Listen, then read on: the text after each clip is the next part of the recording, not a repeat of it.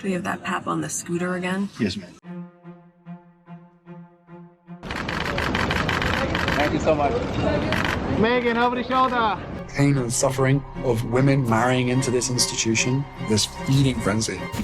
But I wasn't being thrown to the wolves, I was being fed to the wolves.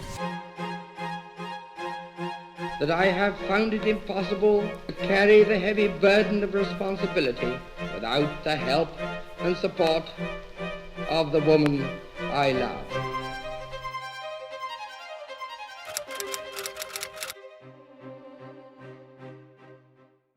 We've all heard Meghan Markle's various versions of being chased or hunted by the press. But despite all these proclamations, neither Meghan nor Harry have ever been able to provide any proof to back them up.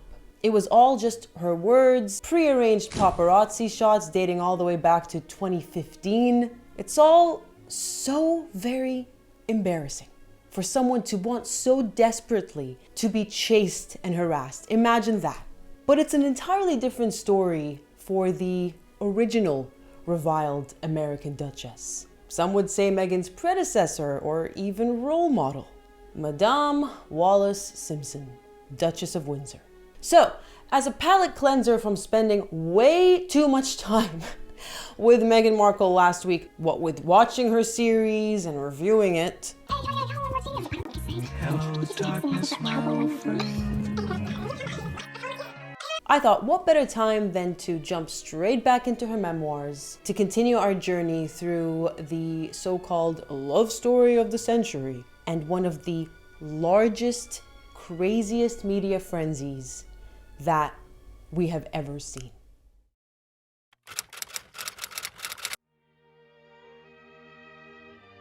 In the first video I ever made on Wallis Simpson, we talked about this trip that they took on a yacht called the Nolan, cruising around the Mediterranean. And that was the defining moment when they were seen by everyone across the Mediterranean. There was no media blackout there. There were photographs taken, and they made it all the way around the world except to England, although there were already whispers there too.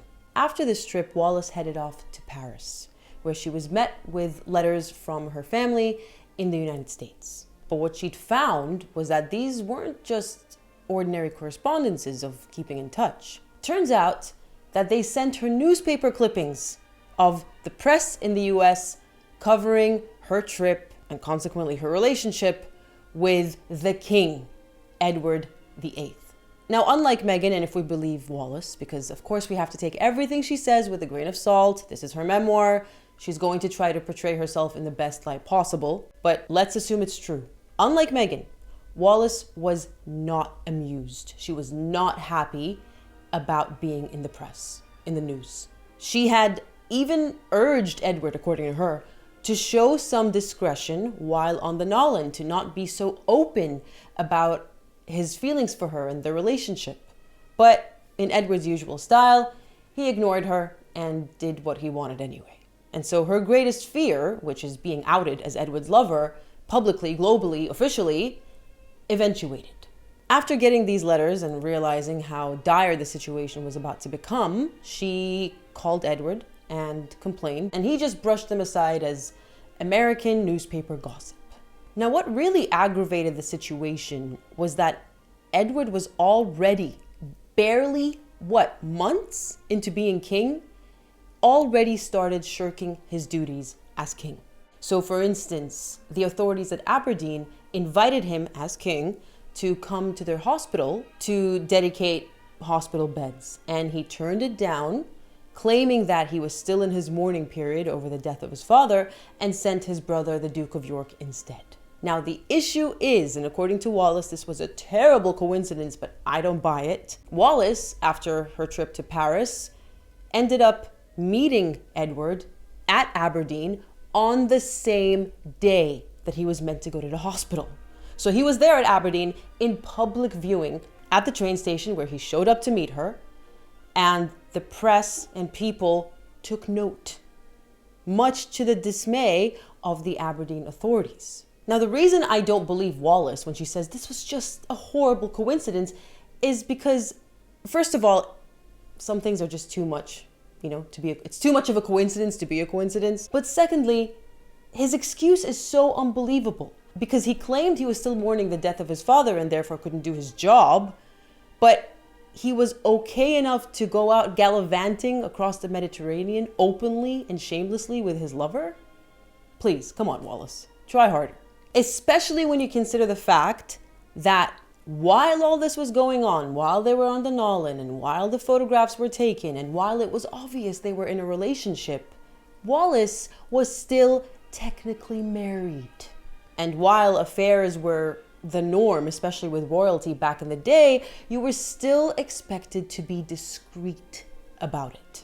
Now, we've discussed in the last video in this series and also in the original how the divorce plan came about. So if you want to know more about that, please go ahead and watch the 2 videos I just mentioned. But now is the time to actually put it into motion, to go to court and have Wallace testify so that she may be granted her divorce. They decided, because of all the intrigue around the couple in London, to do this in Suffolk instead. I hope I said that right. Suffolk. And so she heads off to Suffolk in her car with a couple of friends and her maid and a chef and her household, basically. And in a very Meghan Markle-like fashion. Remember how Meghan complained about Nottingham Cottage and how it was So small. Well, Wallace does pretty much the same thing, spoiled brat that she is. But when she arrives, her heart sinks because she sees how small this cottage was. Too small to fit in her friends and her chef and her maid. She describes how she was nervous the entire night before the divorce hearing and paced around. And then when she arrived at court the next day, there were already around 20 reporters outside waiting for her. So somehow news had slipped. And when she testified, she noted that the judge had a great dislike for her and for her barrister, incidentally. But at the end, reluctantly, according to her, acquiesced and granted her divorce. With a proviso, though.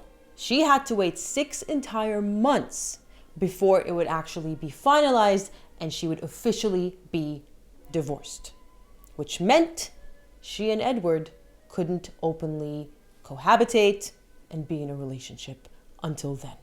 And so upon her return to London, she moved into a new 4-story home. I don't know who's paying for it. I think we all know exactly who's paying for it. Complete with staff, of course. And according to her, she felt as though she was off to a promising new start. Or so she thought.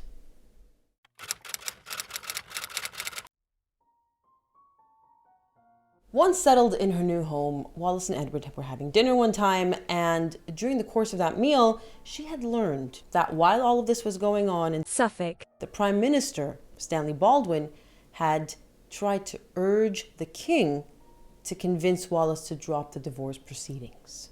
So the government had officially stepped in. This would have been quite unnerving, and it most certainly was for Wallace. My first reaction was one of utter bewilderment. Then, as I began to grasp the enormity of what was on Mr. Baldwin's mind, I was appalled.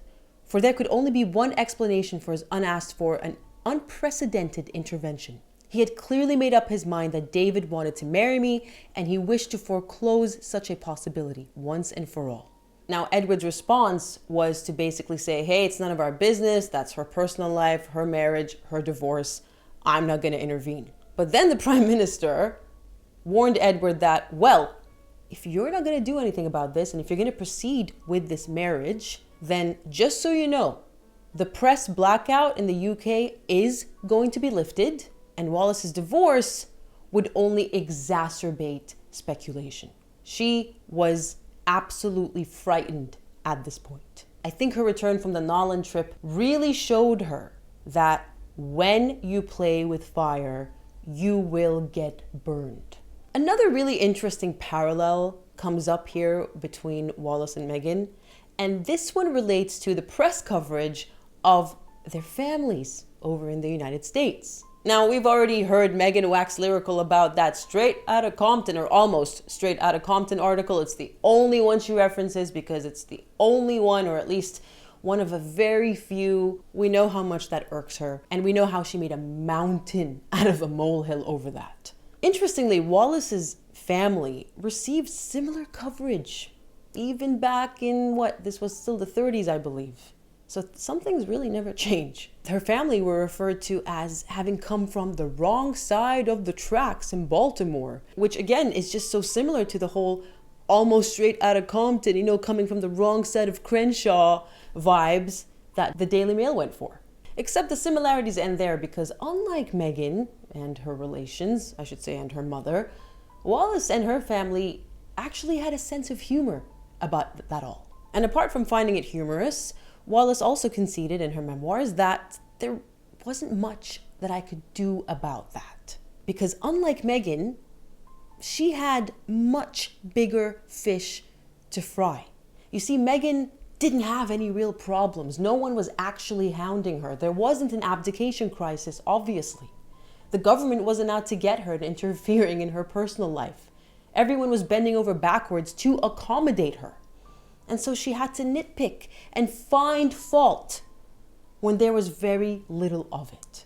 What really bothered Wallis was the immediate reaction of the people who surrounded her in England. So she'd noticed that people would start staring at her everywhere she went. People would whisper. People would loiter around her house. She also started receiving very threatening letters, sometimes not anonymously, but many times she had no idea where they were coming from. There was even a credible threat to blow up her home.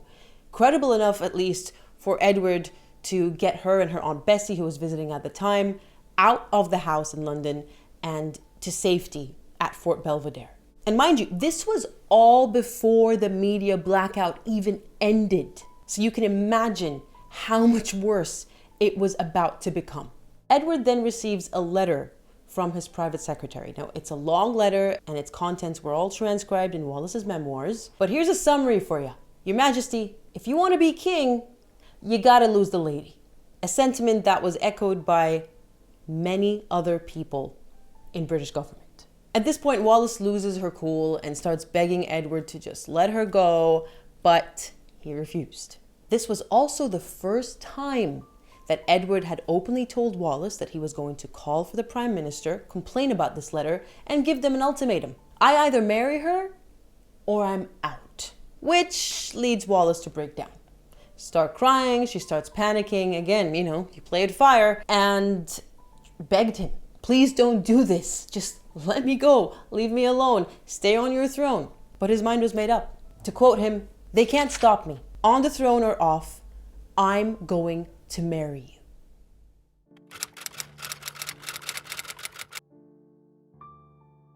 Last year, I made a series called Why Meghan Markle Failed as a Royal, and it was really just an excuse for me to talk about history. So it's not really about Meghan Markle, but it kind of was as well. But my point is, I brought up the concept of morganatic marriages. Now, if you don't know what that is, go ahead and watch my series. It was something that Edward had offered as an alternative to the British government. So he gets to keep the throne and stay king and marry Wallis, but she wouldn't be queen.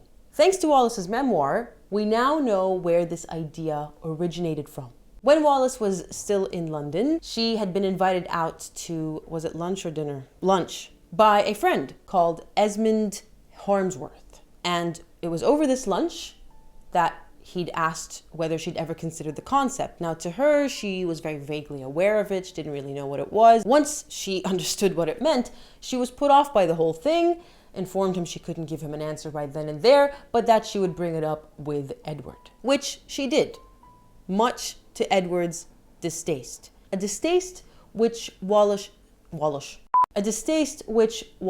shared. Needless to say, I shared his distaste and could foresee the humiliation that would inescapably adhere to such an ambiguous role. I find that incredibly interesting because on the one hand, Wallis wants us to believe that she just wanted to keep Edward on the throne at all costs. She was ready to sever ties and to never see him again, the love of her life, just to make sure she doesn't disrupt the British government. But on the other hand, this was, at least in theory, a viable solution, in the sense that Edward would remain on the throne and she would be his wife, except she wouldn't be queen, and any children they may have also wouldn't receive any titles or privileges. So if she was earnest in her desire to maintain the status quo, but also be with the man she loved, I don't see why she was so disgusted by this solution.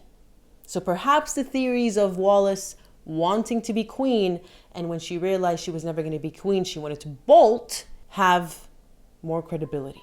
In any case, Edward had correctly explained to her that England, or the United Kingdom, didn't do morganatic marriages anymore. It was really more of a German tradition, and so it wouldn't work anyway, but she insisted, please, let's just suggest it anyway. And so he did, but as you all know from my Why Meghan Failed series, the British government rejected that proposal.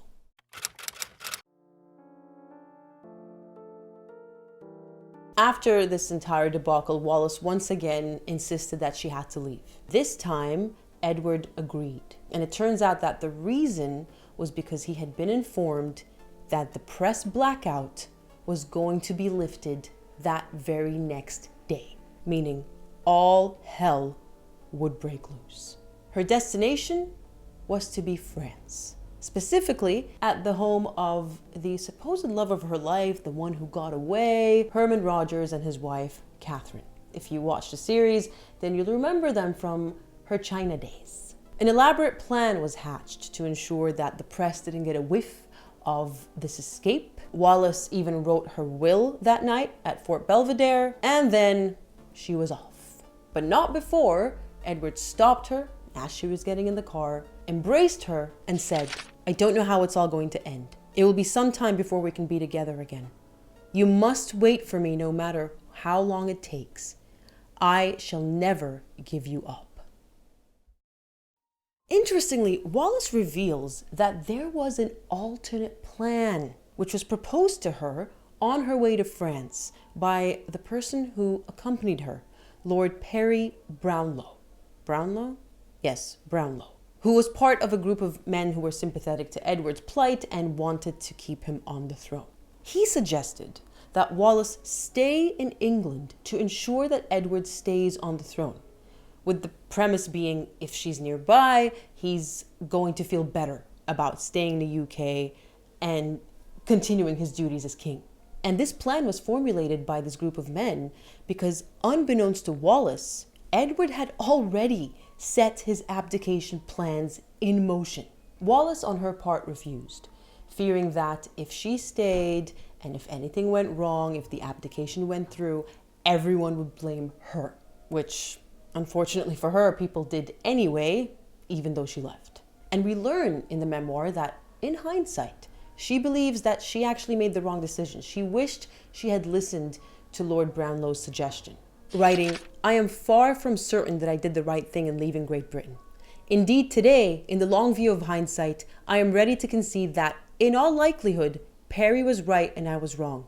The instant I started across the channel, I had ceased to exist, so far as my being able to influence the king's mind was concerned. For me personally, fleeing to France never made sense because there was no press blackout ever on the continent. And so she left a country where there was still a press blackout. Yes, its end was imminent, but it still existed, which might have been a better option than going to a country where press coverage of you and the king on the Nolin was already in circulation, which meant that, unfortunately for Wallis, she just fled from the frying pan straight into the fire.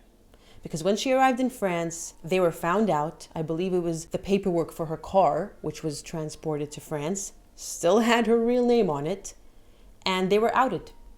And so throughout the long drive from Normandy to Cannes, they were followed and hounded and hunted by the press. It got so bad at one point that they stopped at a restaurant where they knew the owners, and there was this elaborate plan for Wallis to escape from a narrow little tiny window while all the reporters who were following them were distracted with a hearty lunch. Throughout this trip, though, Wallis still tried to stop at various locations to call Edward and still persuade him, please don't do this. And an interesting side story actually comes out of this. When they stopped at a hotel for a meal and to call Edward, Wallis had jotted down notes on a piece of paper, and she left that piece of paper behind when they left. only to be found by the hotelier who saved it and held on to it for years until a famous British author called Sir Harold Nicholson just happened to visit that same hotel years later and returned the note to Wallis after the hotelier insisted that he take it. Pretty cool story. But back to the whole witch hunt. So even when they arrived at Cannes at their destination, reporters swarmed the house. They knew exactly where she was headed somehow. So while she was there, she was almost like a prisoner. She was advised by Catherine to avoid windows. People were eavesdropping in on their telephone conversations, so much so that the French authorities had to be involved to stop it. And throughout this turmoil, Wallis still tried to call Edward and convince him not to abdicate. But according to her, he had become remote and unreachable, which really brings into question the sincerity of his feelings towards her, the nature of his feelings towards her. Is this love or is this obsession? Because if you ask me, if you love someone, you'll do anything to make them happy and you'll do what's best for them. There's the selflessness that comes with love and a selfishness that comes with obsession.